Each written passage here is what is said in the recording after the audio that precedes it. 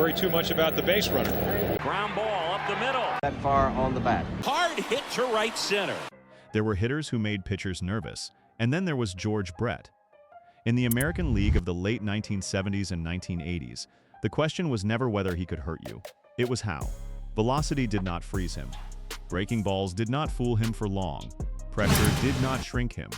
The best pitchers and catchers of his generation kept discovering the same hard truth. There was no single way to get him out, and the wrong pitch at the wrong moment could change a season.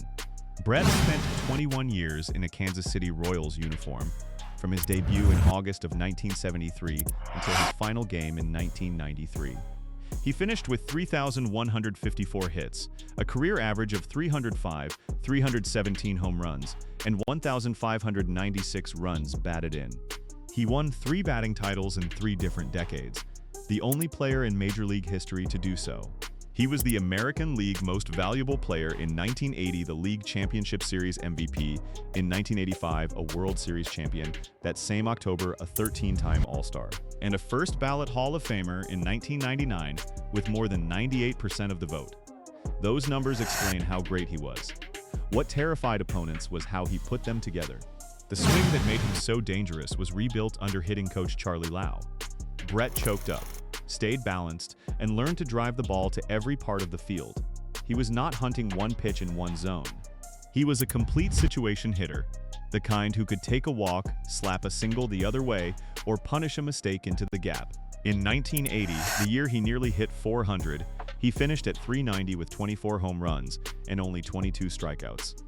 Teammate Hal McRae put the problem in plain language for reporters during a later playoff run. George was the best situation hitter he had ever seen, not merely a home run threat who disappeared when the ball stayed in the park, but a complete hitter who helped in every count and every inning. That completeness is what Nolan Ryan remembered most clearly. Ryan was the hardest thrower of the age, a Hall of Famer whose fastball defined intimidation. Brett faced him more than any other batter, roughly 115 plate appearances. He hit 287 with 29 hits in one at-bats, no home runs, and 18 strikeouts. Ryan later explained the challenge without romance. When you had a hitter of George's quality, you could not approach him the same way every time. You had to change looks, try different things. Brett hit the ball to all parts of the field. You could not pitch him one certain way. For Ryan, even the plan of working a left-hander inside demanded extra discipline. Miss by a little, and the ball drifted over the plate, and Brett got something to hit. Velocity alone was not a plan. Against Brett, it never had been. The catchers of that era understood the same problem from behind the plate. Carlton Fisk, first with the Red Sox and later with the White Sox, spent years watching American League pitchers try to find a pattern that held. Brett's patience, bat control, and opposite field power meant you could not simply attack him in one predictable zone and hope the rest took care of itself. Johnny Bench, the standard by which catchers were measured, met the same hitter on the biggest stage of all. In the 1980 World Series with the Phillies facing Kansas City, Brett hit .375. He left Game 2 with a painful physical problem that became national news, underwent minor surgery, then returned in Game 3 and homered in his first at-bat. Afterward, he joked that his problems were all behind him. The humor was pure Brett. The message to opposing batteries was not even reduced, even distracted. He could still turn a pitch into damage and force the game plan to change mid-series. Rolly fingers represented another kind of intimidation. The closer who lived on velocity, movement, and a devastating slider. Brett's reputation against that style was built on recognition and discipline. He did not give away at-bats chasing what he could not hit. Small samples never tell a full story, but the larger pattern did. Breaking ball specialists could not count on Brett collapsing into free-swinging guesses. He stayed within himself, waited, and made you throw something he could handle. For pitchers whose identity was fear itself, that calm was its own kind of threat. No rivalry defined Brett's ferocity more than Kansas City against the New York Yankees. 3 straight American League Championship Series losses from 1976 through 1978 hardened him. In 1976, he won his first batting title at .333 on the final day of the season, edging Hal McRae and Rod Carew in a race that ended in controversy when Brett's inside-the-park home run sealed the crown. Carew, 7-time batting champion and one of the purest hitters who ever lived, stood as the era's other model of elite contact. Brett was something different. Contact plus power plus October intensity. Caruso's presence in that race only underlined how complete Brett already was becoming. The Yankees series kept raising the stakes. In 1977, Game 5 of the League Championship Series produced a triple, a kick to the head from Greg Nettles, and a brawl that showed how little Brett flinched when the game turned physical. In 1978, still against New York, he hit 3 home runs in a single championship series game off Catfish Hunter. The Royals still lost the series, but the message was clear. Even when Kansas City could not finish the job, Brett refused to be neutralized. Reggie Jackson was the Yankees' star across those Octobers. Mr. October himself, a power force who understood what it meant when another hitter locked in. In 1980, the roles reversed. Brett won the MVP award after a season that still looks almost unreal. .390 average, .454 on base. .664, slugging 118 runs batted in only 117 games. Much of it after a midseason foot injury that cost him weeks. Jackson hit .300 with 41 home runs that same year and finished among the MVP candidates. Brett's Royals then swept Jackson's Yankees in the League Championship Series for Kansas City's first pennant. The contrast was the point. Jackson's greatness was thunder. Brett's was everything at once. Average, power, discipline, and the refusal to shrink when the lights got brightest. That refusal found its perfect stage against Goose Gossage. Gossage was one of baseball's most intimidating closers, a power sinker and fastball that arrived with the force of a dare.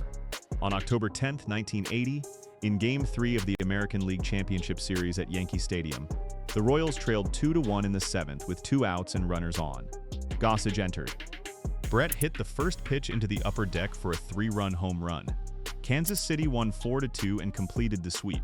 Broadcast estimates put the previous pitch in the high 90s. Brett later ranked the swing among the best of his life. 3 years later, on July 24, 1983, again at Yankee Stadium, again against Gossage, Brett hit another 2-run homer that seemed to give the Royals a 9th-inning lead. Billy Martin challenged the pine tar on Brett's bat. Umpire Tim McClelland measured it against home plate and called Brett out. The dugout emptied into chaos. Brett charged.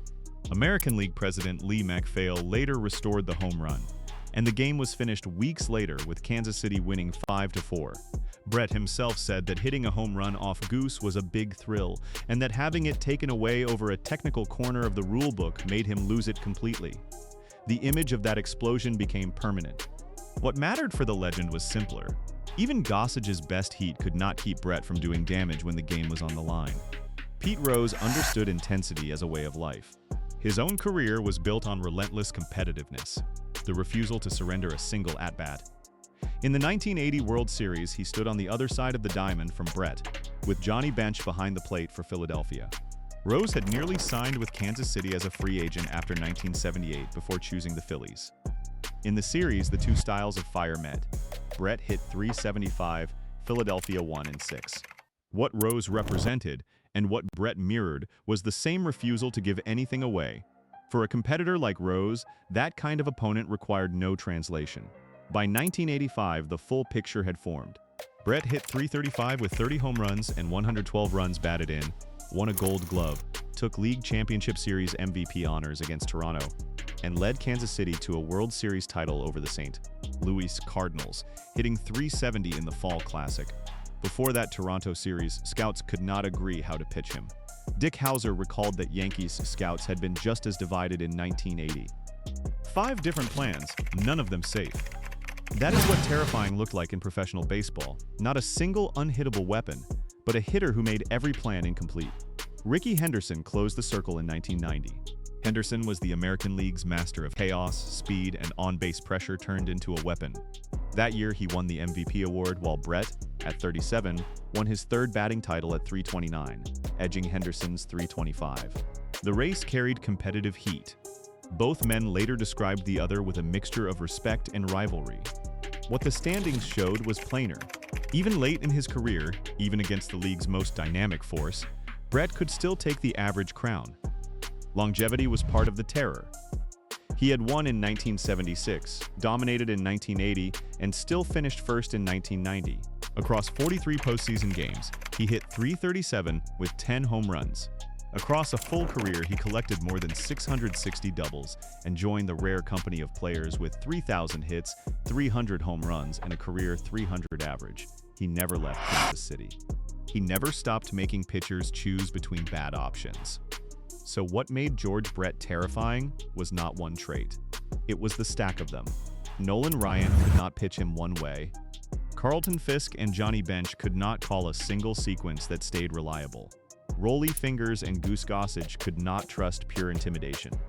Reggie Jackson and Pete Rose recognized a peer whose fire matched October.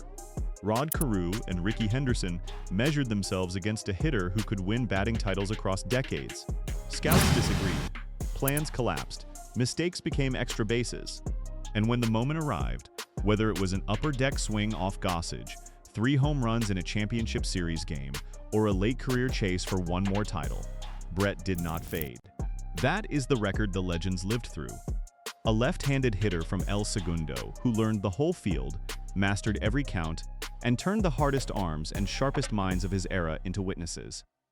George Brett was not terrifying because he was unhittable. He was terrifying because against him, almost nothing felt safe.